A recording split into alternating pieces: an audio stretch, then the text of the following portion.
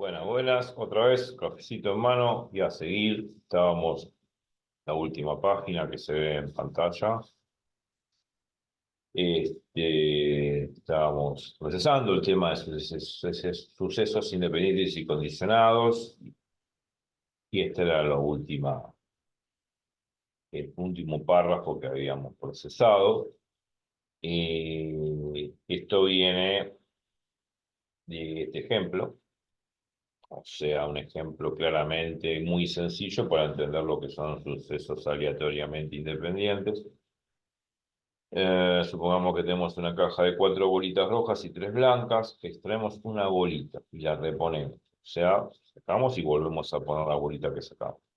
Calculemos la probabilidad de que sea roja. Y cuando pongo R sub 1 significa roja en la primera extracción. Se supone que la cantidad de bolitas sigue siendo la misma, ¿no? 4 y 3, 4 rojas y 3 blancas. Bueno, va a ser 4/7. La probabilidad de sacar una roja en la primera extracción es 4/7. Entonces, después la pregunta es: ¿cuál es la probabilidad de sacar nuevamente una roja, pero en la segunda extracción?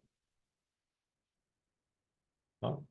Se supone que la bolita que sacamos la volvimos a reponer, la cantidad de bolitas de cada color sigue siendo la misma: 4 bolitas rojas y 3 blancas, o sea, en total 7. Se supone que, como la cantidad de bolitas es la misma, la probabilidad de sacar una roja en la segunda extracción sigue siendo lo mismo: 4/7. No hay cambio, no se altera eso. ¿Está? Y acá puse exactamente la misma, o sea, la misma probabilidad: 4/7, pues el suceso de sacar roja en la primera extracción no condiciona el hecho de sacar nuevamente roja en la segunda extracción. Por ende, la primera y segunda extracción son sucesos aleatoriamente independientes. Acá modifiqué porque en el video pasado dije no, estaba mal tipeado, y después terminé hablando de los errores Poisson que se cometen al tipear. Es uno de los problemas típicos de variable aleatoria discreta Poisson, donde el lambda, que hace las veces de valor esperado de esa variable aleatoria, en ese ejemplo me estaría hablando de la cantidad de errores por hoja que puede haber. Errores gramaticales, claro, de ortografía o de tipeo, también puede ser. En realidad de tipeo, sí, errores. Cuando se habla de errores, son errores de tipeo, gramaticales o errores de la fórmula, qué sé yo, cualquier cosa de eso. Y tiene que ver con la variable aleatoria Poisson. Y a eso vino el error del tipeo. Mención de esa variable aleatoria Poisson, que la pueden googlear en mi canal, videos de probabilidades y estadística. Creo que dice variables aleatorias, número tanto. Bueno, búsquenlo, hay un montón de problemas que hice. Dentro de los problemas que hice está el de variable discreta Poisson. Poisson se escribe con doble S, un matemático francés. Poison. Eh, bueno, en inglés significa veneno, pero en francés se dice poisson. Poisson. Bueno, no importa, así. Siguiendo con el tema, ¿qué más hay acá? No me acuerdo. La pregunta ahora es: ¿cuál sería la probabilidad de extraer una roja en la primera y segunda extracción? ¿Cuál es la probabilidad de extraer una roja en la primera y segunda extracción? Alguno preguntará, ¿pero qué es? ¿Con o sin reposición? No, es con reposición porque viene aneda del problema o el ejemplo que estábamos comentando, claro. Es con reposición. Entonces, ¿cuál es la probabilidad de extraer una roja en la primera y en la segunda extracción?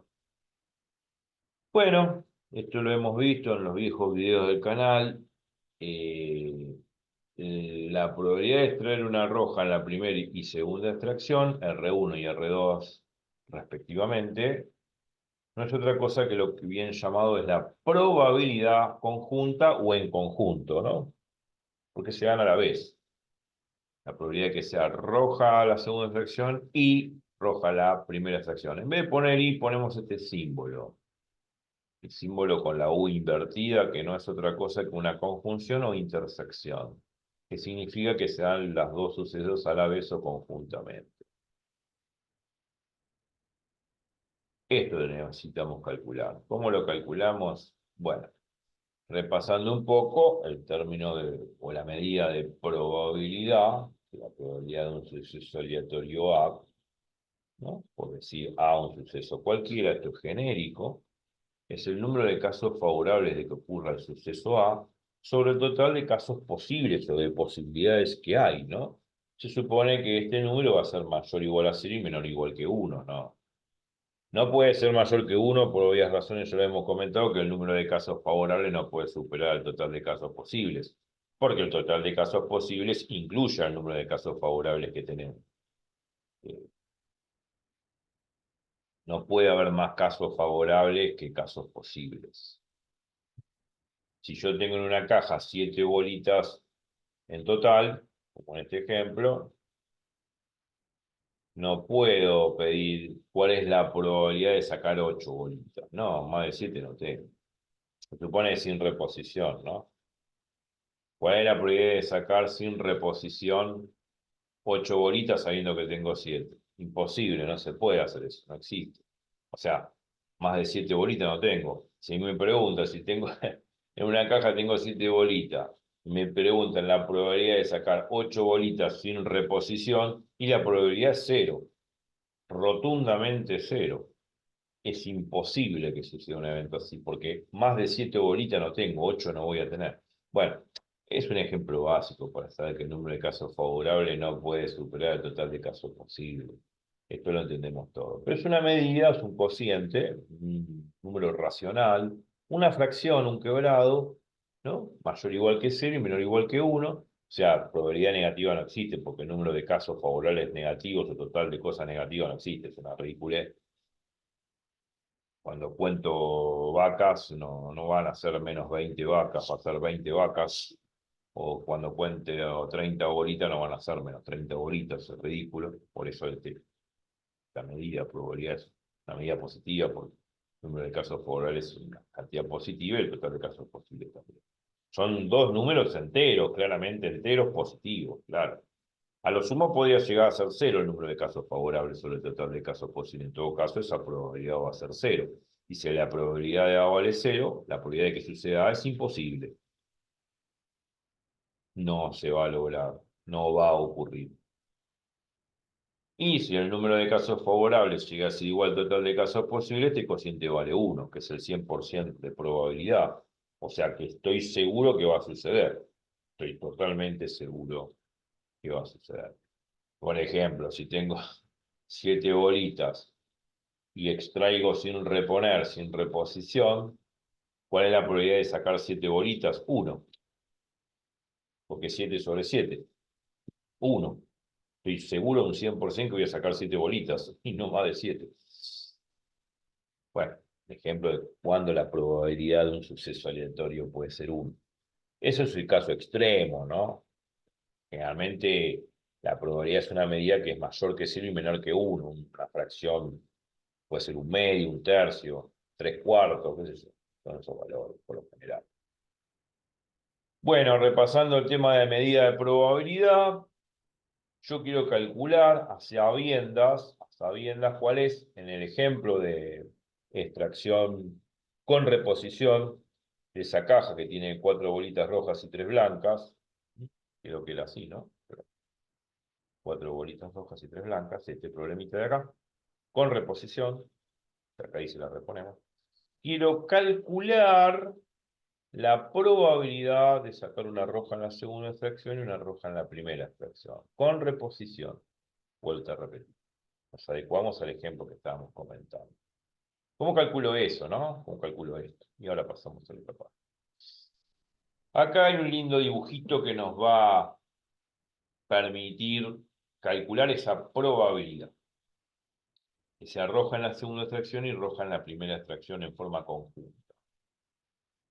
Dijimos que necesitamos de esta medida el total de casos posibles y el número de casos favorables, en todo caso el número de casos favorables de que saque una roja en la segunda extracción y una roja en la primera extracción. Entonces, en principio, lo que uno mide para el cálculo de probabilidad de un suceso aleatorio es el total de casos posibles. El total de casos posibles a combinar, de sacar una bolita en la primera extracción con la que saco en la segunda. El total de casos posibles de sacar dos bolitas, tanto en la primera y segunda extracción, con reposición, tiene que ver con esta combinatoria de acá.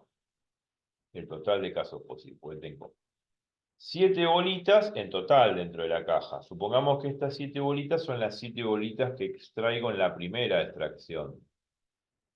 Y estas otras 7 bolitas serían las 7 bolitas que extraigo en la segunda extracción. Se supone que siempre es el efecto con reposición, porque si es sin reposición esto no es válido. Porque habría una bolita menos en la segunda extracción. Entonces, la cantidad de bolitas en la caja ante una extracción se mantiene inalterada, constante, es la misma. Supongamos que esta primera columna, 4 bolitas rojas y 3 blancas, corresponde a la primera extracción. Y esta segunda columna, que también son 4 bolitas rojas y 3 blancas, porque el fenómeno es con reposición, también son 7. Esto corresponde a la segunda extracción. Bueno, entonces tengo primera extracción y segunda extracción. ¿Cuántas combinaciones posibles puedo lograr de extraer entre la primera y segunda extracción? Fácil, muy fácil. Si en la primera extracción tengo 7 bolitas y en la segunda extracción tengo 7 bolitas, ¿cuántas combinaciones de A2 entre la primera y segunda extracción puedo lograr? Básico, elemental. El dibujo nos ayuda. Esta bolita la puedo combinar con esta. O sea, puedo sacar esta bolita con esta bolita. Esta bolita puedo combinarla con esta segunda bolita. O sea, puedo sacar esta bolita y esta bolita. También puedo sacar esta bolita con esta bolita. También puedo sacar esta bolita con esta bolita, esta bolita con esta bolita y esta bolita con esta bolita. O sea, tengo con la primer bolita que estoy acá redondeando con lápiz óptico, la puedo combinar con esta o con cualquiera de estas 7 bolitas, ¿no? Con esta sola bolita de la primera extracción la puedo combinar con estas 7 bolitas de la segunda extracción. O sea, sería 1 por 7. 1 por 7 es 7. Hay 7 combinaciones posibles con esta primera bolita. Pero como acá tengo en total 7 bolitas, no es la única que puedo combinar con estas segundas. Puedo combinar esta con esta, esta con esta, esta con esta, esta con esta, esta con esta, esta con esta y esta con esta. O sea, con esta segunda también puedo hacer 7 combinaciones. Y con todas también puedo hacer de esta primera hilera combinada con esta segunda hilera también 7 combinaciones. Y así sucesivamente. Entonces el total de combinaciones posibles a formar es como una regla de 3 simple. Si esta primera bolita la combiné con estas 7 bolitas la combino con estas 7, 7 por 7, 49. O sea, hay 49 combinaciones posibles a formar entre las bolitas de la primera extracción con las bolitas de la segunda extracción. O sea, hay 49 posibilidades, 49 posibles combinaciones, ¿no? A formar. Se supone que las bolitas son distintas físicamente, o sea, son objetos distintos. A pesar de que tengan el mismo color y sean indistinguibles a través del color, son bolitas distintas. Podrían ser de diferente tamaño, ahí sí la distingo, pero supongamos que son todas del mismo tamaño. Algunas son rojas y otras son blancas. Se supone que las rojas son indistinguibles, las blancas también. Pero físicamente hablando, de un punto de vista físico, materialmente hablando, son diferentes. Por eso puedo hacer 7 por 7 combinaciones, o sea, 49 posibles combinaciones de pares entre las bolitas extraídas de la primera extracción con las bolitas extraídas de la segunda extracción. Y esos son el total de casos posibles a formar. De extraer una bolita en la primera extracción y una bolita en la segunda. 49 posibilidades. Ahora, bueno, eso sería el total de casos posibles a extraer entre la primera y segunda extracción. El total de casos posibles a extraer es exactamente 49 posibilidades.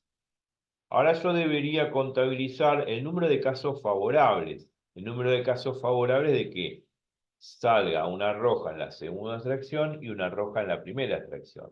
Esta probabilidad conjunta.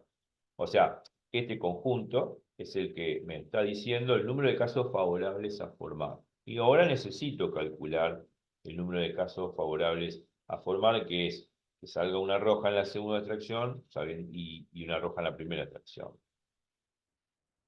Y ahora vamos a calcular esto, o sea, el número de casos favorables, ¿no? Esto. Bueno, veamos, lo calculé. Bueno, ahora vamos a calcular el número de casos favorables. Se supone que tiene que haber una roja en la primera extracción y una roja en la segunda. Entonces, tengo que hacer el mismo razonamiento que hice antes para sacar el total de casos posibles, pero solamente tomando las bolitas rojas en la primera extracción y las bolitas rojas en la segunda extracción. Se supone que en la primera extracción cuento con 4 bolitas a sacar. Y en la segunda extracción también cuento con 4 bolitas a sacar porque estoy reponiendo cada bolita que saco. O sea, la vuelvo a la caja. Entonces, la idea es exactamente la misma de antes. Esta primera bolita la puedo combinar con estas 4 bolitas de la segunda extracción. Esta segunda bolita de la primera extracción la puedo combinar con estas 4 de la segunda extracción y así sucesivamente.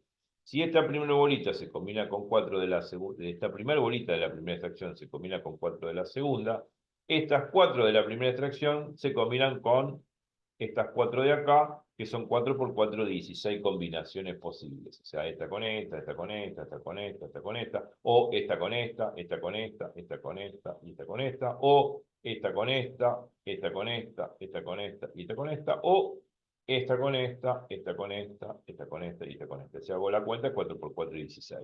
Hay 16 combinaciones posibles a formar entre la primera extracción y la segunda extracción, sabiendo que el efecto de extracción es con reposición. Saco la bolita y la repongo a la caja. Bueno, esto sería el total de casos posibles. Esto es este es el total de casos favorables, perdón, 16, 4 por 4, 16. Este es el total de casos favorables. Este es el total de casos posibles, que es 7 por 7, 49.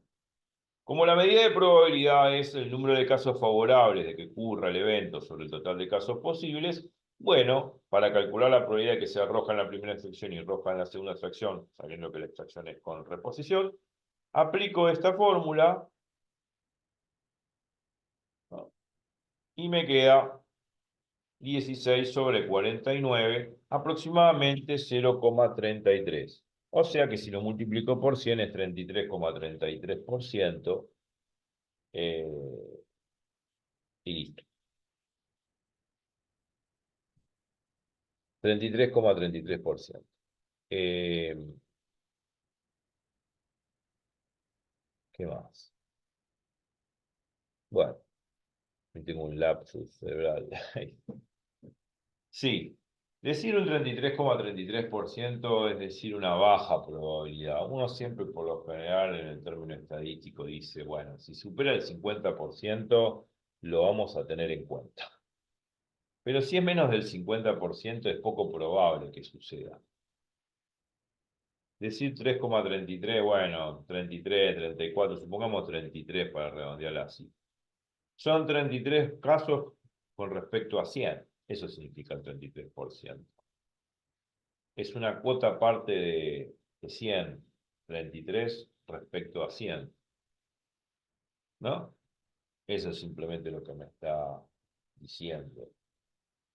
Si 100 fuese el número de casos, el total de casos posibles, si 100 fuese el total de casos posibles, 33 serían los casos favorables a de que aparezca una roja en la primera extracción y una roja en la segunda extracción. O sea, de cada 100 posibles combinaciones o posibles casos, hay 33 casos de que aparezca una roja en la primera extracción y una roja en la segunda extracción con reposición. O sea, 33 contra 100 es poco. O sea, es más probable de que no suceda de que suceda, ¿no? Es más probable de que no suceda de que suceda esto, ¿no? Que estamos viendo en pantalla. O sea, es más probable de que no salga roja en la primera en la primera y segunda extracción de que salga. De que salga es un 33% frente a un, haciendo 100% menos 33, cuenta simple, es, eh, el, hacemos 100 menos 33, es 67. O sea, hay un 67% de que no salga roja en la primera extracción y roja en la segunda extracción. O sea, es más probable de que no salga roja en la primera extracción y roja en la segunda extracción. Y así se habla en la mesa de café. No es que yo me voy a poner a hacer cuentas. Pero uno, a ver, a la hora de terminar un problema, yo sé que uno ya dice, bueno, vamos a hacer otro. Pero justamente los docentes, los profesores, hacen preguntas picantes en los exámenes. Dicen, bueno, interpretar el resultado. Bueno, si yo tengo que interpretar este resultado, es el 33%. Esto lo multiplico por 100, me da 33%. ¿Qué significa 33%? Te pregunta. ¿Qué significa el 33%? No, yo no puedo decir significa el 33%, no puedo responder lo mismo. O sea, yo tengo que responder con un cierto argumento. El 33% me está diciendo de que cada 100 posibles combinaciones de sacar dos bolitas de la caja con reposición, hay 33 casos posibles, favorables, perdón, favorables, hay 33 casos favorables de que salga roja en la primera extracción y roja en la segunda. Punto. Esa es la forma de interpretar y se acabó. Yo no, después no tengo que hablar de mi abuela, mi abuelo, la familia, que, bueno, hicieron este experimento en su casa un día, no sé, una noche de cumpleaños y se pusieron a hacer esto, toda la familia. No, no, no. Es simplemente ese el argumento. Eh, y eso es lo que significa. O también, bueno, está bien, puedo tomar esta cifra 16 sobre 49. Cada 49 posibles combinaciones, 16 son las posibles casos favorables de que aparezca una roja en la primera sección y una roja en la segunda sección con reposición. Listo, bueno, está listo, se puede entender así. Ahora me van a preguntar por qué yo puse así 4 por 4 y 7 por 7. Bueno, 4 por 4 es 16, 7 por 7 es 49. Así me van a responder. Ah, ¿qué digo? ¿Para qué pusiste esto? Hubiese puesto 16 sobre 49 y ya está, y redondeé la cifra a 0,33, está bien. Pero lo puse así a propósito, ahora lo vamos a ver. Ahora vamos a ver por qué. Bueno, acá es lo que dije recién, que la probabilidad es baja, bla, bla, bla, bla, bla, bla, bla, bla, bla. Bueno. Bueno, esto quizás me detengo un poquito porque es lo que dije recién, pero escrito un poco más técnicamente, ¿no? Más formalmente hablando. Bueno, yo dije que es más probable de que no suceda, de que suceda. O sea, es más probable más probable de que, digamos, es menos probable de que suceda de que no suceda. O sea, más probable de que, es menos probable de que suceda de que sea roja en la primera extracción y roja en la segunda. Poco probable de que suceda esto. Y poco probable, pero es más probable de que no suceda esto, de que sea roja en la primera y roja en la segunda tracción, con una probabilidad del 67%. O sea, es más probable de que no suceda este fenómeno, que sea roja en la primera tracción y roja en la segunda, de que suceda, que es un 33. Hay un 67 contra un 33% de que no suceda este fenómeno, que sea roja en la primera y roja en la segunda tracción. Bueno, acá lo puse más técnicamente. Bueno, a ver, es más probable de que no salga roja en la primera y segunda tracción y se pone así. Esto lo hemos visto en clase. Yo lo he explicado en el pizarrón, ¿no? Muchas cosas, muchos ejercicios lo hemos explicado en el pizarrón. ¿Y esto qué significa? Sabemos que sea roja en la primera extracción y roja en la segunda, pero si se le pone una barrita, un overline, en inglés se dice overline, que es la línea que está arriba, eso significa de que no se va a cumplir. Según la nomenclatura, cuando se le pone una barrita arriba, un overline, significa el suceso opuesto o contrario. O sea, de que no suceda esto que está acá, que sea roja en la primera extracción y roja en la segunda. Entonces, el overline la línea esta, indica el suceso contrario, el suceso opuesto, el suceso de que no ocurra eso. De que no ocurra que sea roja la primera y roja la segunda. Nada más. Es parte de la nomenclatura de la matemática, o sea, es así.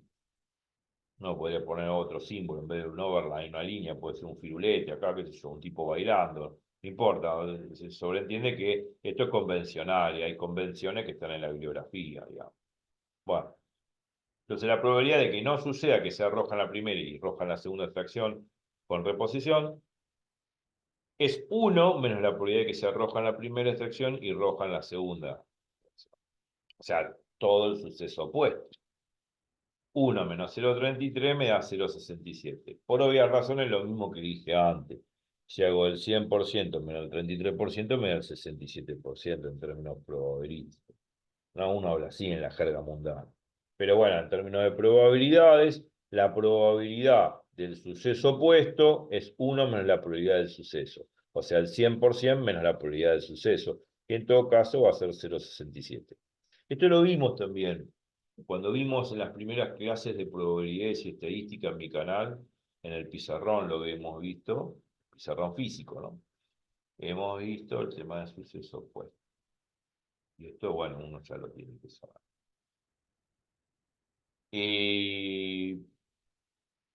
Bueno, lo que me pedí era esto, y acá ahí se menciona el suceso opuesto, recordar esta fórmula que la hemos visto muchas veces en probabilidades.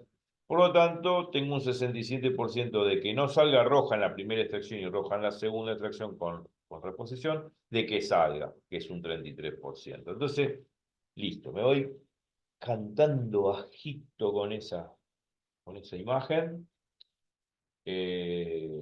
La clase que viene seguimos apostando a sucesos independientes y condiciones, más allá que ya se entendió, simplemente estoy jugando un poco con el ejemplo y para poder incorporar teoría que ya hemos visto en las clases de probabilidades, y esa teoría también la estamos repasando porque yo ya lo di, pero sobre todas las cosas haciendo énfasis a esas propiedades que a futuro nos van a servir para definir otras cosas y ver otros temas.